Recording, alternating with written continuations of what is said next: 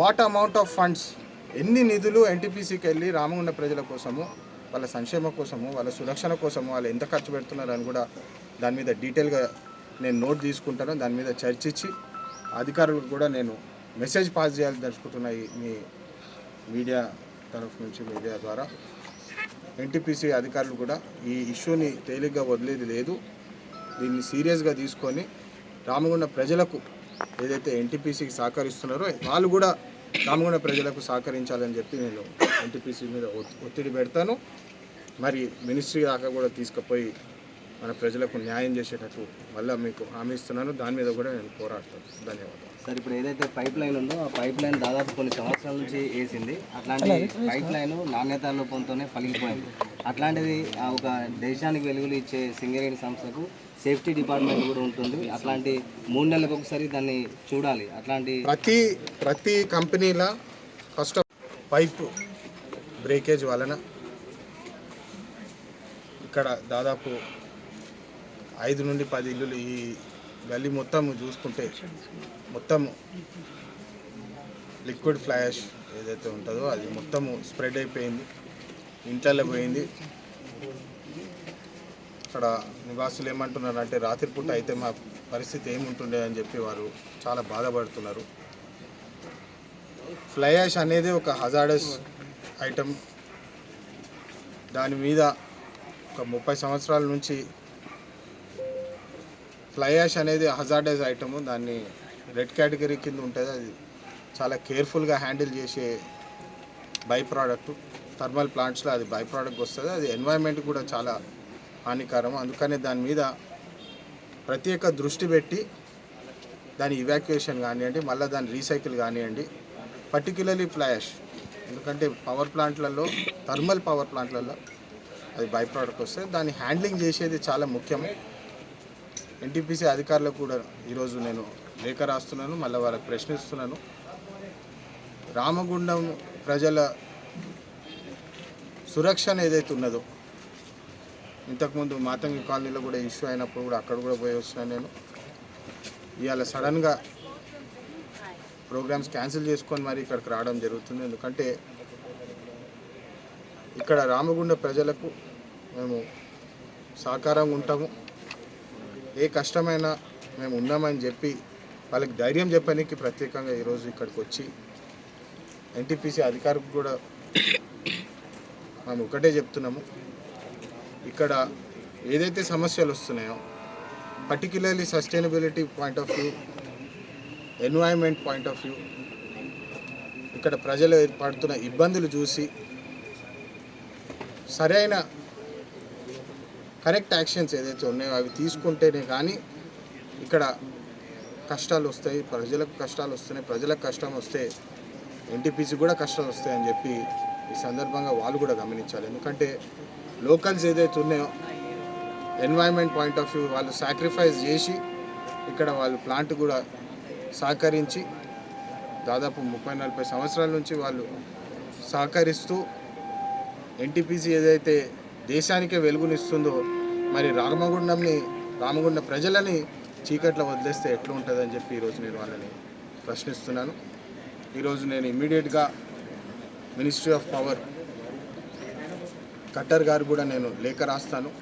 ఇట్లా సంఘటన జరిగింది, దీని మీద తీవ్రమైన చర్యలు తీసుకోవాలి. ఎందుకంటే ఇట్లాంటి సమస్యలు మళ్ళా రాకుండా ఉండాలి. మెయింటెనెన్స్ ఏదైతే ఉన్నదో, సమత గారిని కూడా నేను ప్రశ్నిస్తున్నా ఈరోజు. Maintenance point of view, pipe lines కానివ్వండి, మరి ఇతర security safety measures point of view కానివ్వండి, ఎందుకు చర్యలు తీసుకోవట్లేదు? ప్లాంట్ అనేది ఉంటుంది, ప్లాంట్స్ వస్తుంటాయి, దాన్ని safety measures point of view వాళ్ళు చెక్ చేస్తుండాలి. కానీ ప్రజలని ఇబ్బంది పెట్టే సమస్యలు రాకుండా చూసుకునేది కూడా బాధ్యత ఎన్టీపీసీ అని చెప్పి ఈరోజు నేను వారికి గుర్తిస్తున్నాను. అదేవిధంగా ఇట్లాంటి ఘటనలు జరిగినప్పుడు ప్రత్యేకంగా రెస్పాన్స్ అనేది ఇమ్మీడియట్గా ఉండాలి. అంటే నిన్న రాత్రి జరిగితే నిన్న రాత్రి ఇమ్మీడియట్గా వాళ్ళు వచ్చి ప్రజలను ఆదుకొని ఇమ్మీడియట్గా ఇష్యూ ఏమున్నదో, ఎంత డ్యామేజ్ అయిందో, వాళ్ళకి నష్టపరిహారం ఏమున్నదో అన్నీ ఇమ్మీడియట్గా సెటిల్ చేయాల్సిన అవసరం ఉండింది. కానీ రెస్పాన్స్ కూడా ఇప్పటికి కూడా చూస్తున్నాం మనము. ఫ్లై యాష్ ఎయిర్బోర్న్ అయిపోతే మరి ఇన్హలేషన్ కూడా ఇది ప్రాబ్లమ్స్ వస్తాయి. దాని మీద ఇమ్మీడియట్ యాక్షన్ కూడా తీసుకోవాలని చెప్పి నేను ఇది పాయింట్అవుట్ చేస్తున్నాను. ఇట్లాంటి సంఘటనలు మరి జరగొద్దని చెప్పి ఎన్టీపీసీ మీద కూడా ఒత్తిడి పెడతాము. మేము ఎన్టీపీసీ అధికారులకు కూడా మేము సీరియస్గా మేము మళ్ళీ రివ్యూ మీటింగ్ పెట్టి దీని మీద చర్చిస్తాము. మళ్ళీ ఎన్టీపీసీ కూడా సిఎస్ఆర్ పాయింట్ ఆఫ్ వ్యూ ఇంత పెద్ద ఆర్గనైజరీ అక్బర్ నగర్లో జరిగిన పైప్ బ్రేకేజ్ వలన ఇక్కడ దాదాపు 5 నుండి 10 ఇల్లులు ఈ గల్లీ మొత్తం చూసుకుంటే మొత్తం లిక్విడ్ ఫ్లాష్ ఏదైతే ఉంటుందో అది మొత్తం స్ప్రెడ్ అయిపోయింది, ఇంట్లలో పోయింది. ఇక్కడ నివాసులు ఏమంటున్నారంటే రాత్రిపూట అయితే మా పరిస్థితి ఏముంటుండే అని చెప్పి వారు చాలా బాధపడుతున్నారు. ఫ్లై యాష్ అనేది ఒక హజార్డస్ ఐటమ్. దాని మీద ఒక 30 సంవత్సరాల నుంచి ఫ్లై యాష్ అనేది హజార్డస్ ఐటము. దాన్ని రెడ్ కేటగిరీ కింద ఉంటుంది. అది చాలా కేర్ఫుల్గా హ్యాండిల్ చేసే బై ప్రోడక్ట్. థర్మల్ ప్లాంట్స్లో అది బై ప్రోడక్ట్ వస్తుంది. అది ఎన్వైర్న్మెంట్ కూడా చాలా హానికరం. అందుకనే దాని మీద ప్రత్యేక దృష్టి పెట్టి దాని ఇవాక్యుయేషన్ కానివ్వండి, మళ్ళీ దాని రీసైకిల్ కానివ్వండి, పర్టిక్యులర్లీ ఫ్లై యాష్. ఎందుకంటే పవర్ ప్లాంట్లలో, థర్మల్ పవర్ ప్లాంట్లలో అది బై ప్రోడక్ట్ వస్తుంది. దాన్ని హ్యాండ్లింగ్ చేసేది చాలా ముఖ్యం. ఎన్టీపీసీ అధికారులకు కూడా ఈరోజు నేను లేఖ రాస్తున్నాను, మళ్ళీ వాళ్ళకి ప్రశ్నిస్తున్నాను. రామగుండం ప్రజల సురక్షణ ఏదైతే ఉన్నదో, ఇంతకుముందు మాతంగి కాలనీలో కూడా ఇష్యూ అయినప్పుడు కూడా అక్కడ కూడా పోయి వచ్చినాను నేను. ఇవాళ సడన్గా ప్రోగ్రామ్స్ క్యాన్సిల్ చేసుకొని మరి ఇక్కడికి రావడం జరుగుతుంది. ఎందుకంటే ఇక్కడ రామగుండ ప్రజలకు మేము సహకారంగా ఉంటాము. ఏ కష్టమైనా మేము ఉన్నామని చెప్పి వాళ్ళకి ధైర్యం చెప్పడానికి ప్రత్యేకంగా ఈరోజు ఇక్కడికి వచ్చి ఎన్టీపీసీ అధికారులకు కూడా మేము ఒకటే చెప్తున్నాము.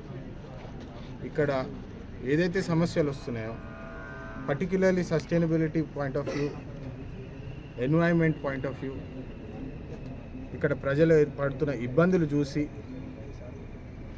సరైన కరెక్ట్ యాక్షన్స్ ఏదైతే ఉన్నాయో అవి తీసుకుంటేనే కానీ ఇక్కడ కష్టాలు వస్తాయి, ప్రజలకు కష్టాలు వస్తున్నాయి. ప్రజలకు కష్టం వస్తే ఎన్టీపీసీ కూడా కష్టాలు వస్తాయని చెప్పి ఈ సందర్భంగా వాళ్ళు కూడా గమనించాలి. ఎందుకంటే లోకల్స్ ఏదైతే ఉన్నాయో ఎన్వైర్న్మెంట్ పాయింట్ ఆఫ్ వ్యూ వాళ్ళు సాక్రిఫైస్ చేసి ఇక్కడ వాళ్ళు ప్లాంట్ కూడా సహకరించి దాదాపు 30-40 సంవత్సరాల నుంచి వాళ్ళు సహకరిస్తూ ఎన్టీపీసీ ఏదైతే దేశానికే వెలుగునిస్తుందో, మరి రామగుండం ప్రజలని చీకట్లో వదిలేస్తే ఎట్లా ఉంటుందని చెప్పి ఈరోజు నేను వాళ్ళని ప్రశ్నిస్తున్నాను. ఈరోజు నేను ఇమ్మీడియట్గా మినిస్ట్రీ ఆఫ్ పవర్ ఖట్టర్ గారు కూడా నేను లేఖ రాస్తాను. ఇట్లా సంఘటన జరిగింది, దీని మీద తీవ్రమైన చర్యలు తీసుకోవాలి. ఎందుకంటే ఇట్లాంటి సమస్యలు మళ్ళా రాకుండా ఉండాలి. మెయింటెనెన్స్ ఏదైతే ఉన్నదో, సమత గారిని కూడా నేను ప్రశ్నిస్తున్నా ఈరోజు. Maintenance point of view, pipe lines కానివ్వండి, మరి ఇతర security safety measures point of view కానివ్వండి, ఎందుకు చర్యలు తీసుకోవట్లేదు? ప్లాంట్ అనేది ఉంటుంది, ప్లాంట్స్ వస్తుంటాయి, దాన్ని safety measures point of view వాళ్ళు చెక్ చేస్తుండాలి. కానీ ప్రజలని ఇబ్బంది పెట్టే సమస్యలు రాకుండా చూసుకునేది కూడా బాధ్యత ఎన్టీపీసీ అని చెప్పి ఈరోజు నేను వారికి గుర్తిస్తున్నాను. అదేవిధంగా ఇట్లాంటి ఘటనలు జరిగినప్పుడు ప్రత్యేకంగా రెస్పాన్స్ అనేది ఇమ్మీడియట్గా ఉండాలి. అంటే నిన్న రాత్రి జరిగితే నిన్న రాత్రి ఇమ్మీడియట్గా వాళ్ళు వచ్చి ప్రజలను ఆదుకొని ఇమ్మీడియట్గా ఇష్యూ ఏమున్నదో, ఎంత డ్యామేజ్ అయిందో, వాళ్ళకి నష్టపరిహారం ఏమున్నదో అన్నీ ఇమ్మీడియట్గా సెటిల్ చేయాల్సిన అవసరం ఉండింది. కానీ రెస్పాన్స్ కూడా ఇప్పటికి కూడా చూస్తున్నాం మనము. ఫ్లై యాష్ ఎయిర్బోర్న్ అయిపోతే మరి ఇన్హలేషన్ కూడా అయ్యి ప్రాబ్లమ్స్ వస్తాయి. దాని మీద ఇమ్మీడియట్ యాక్షన్ కూడా తీసుకోవాలని చెప్పి నేను ఈ పాయింట్అవుట్ చేస్తున్నాను. ఇట్లాంటి సంఘటనలు మరి జరగొద్దని చెప్పి ఎన్టీపీసీ మీద కూడా ఒత్తిడి పెడతాము. మేము ఎన్టీపీసీ అధికారులకు కూడా మేము సీరియస్గా మేము మళ్ళీ రివ్యూ మీటింగ్ పెట్టి దీని మీద చర్చిస్తాము. మళ్ళీ ఎన్టీపీసీ కూడా సిఎస్ఆర్ పాయింట్ ఆఫ్ వ్యూ, ఇంత పెద్ద ఆర్గనైజేషన్ ఉన్నప్పటికీ కూడా CSR point of view, what amount of funds ఎన్ని నిధులు ఎన్టీపీసీకి వెళ్ళి రామగుండ ప్రజల కోసము, వాళ్ళ సంక్షేమం కోసము, వాళ్ళ సురక్షణ కోసము వాళ్ళు ఎంత ఖర్చు పెడుతున్నారని కూడా దాని మీద డీటెయిల్గా నేను నోట్ తీసుకుంటాను. దాని మీద చర్చించి అధికారులకు కూడా నేను మెసేజ్ పాస్ చేయాలని తెలుసుకుంటున్న మీ మీడియా తరఫు నుంచి, మీడియా ద్వారా ఎన్టీపీసీ అధికారులు కూడా ఈ ఇష్యూని తేలిగ్గా వదిలేది లేదు.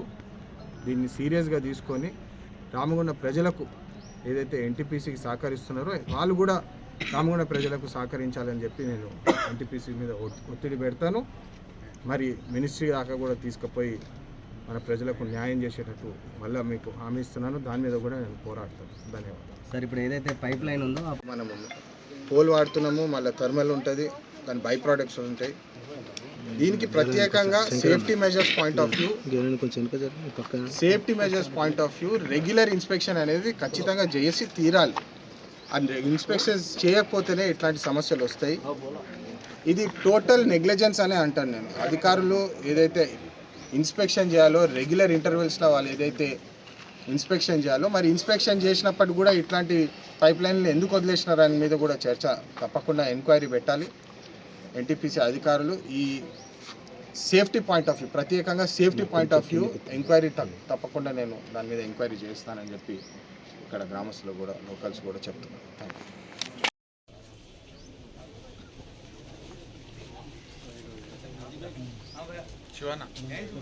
శివన్న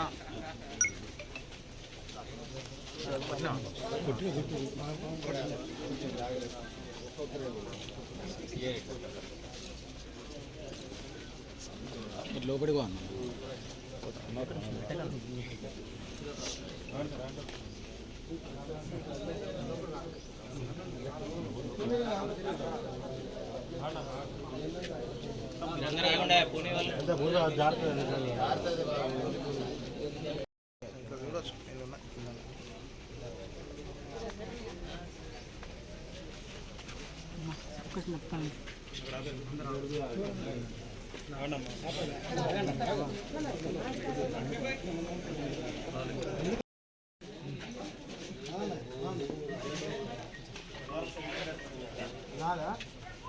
సార్ ఒక్కసారి ఇటు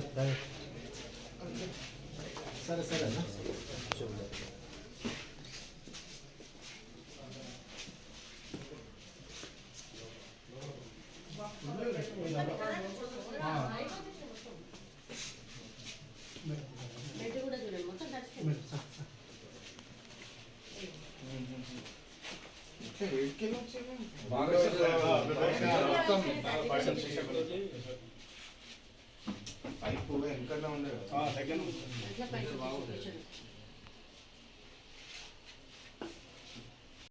ఇప్పుడు మీరు చూసేది క్లీనింగ్ అయిన తర్వాత క్లీనింగ్ కాదు ఇక్కడ ఇప్పుడు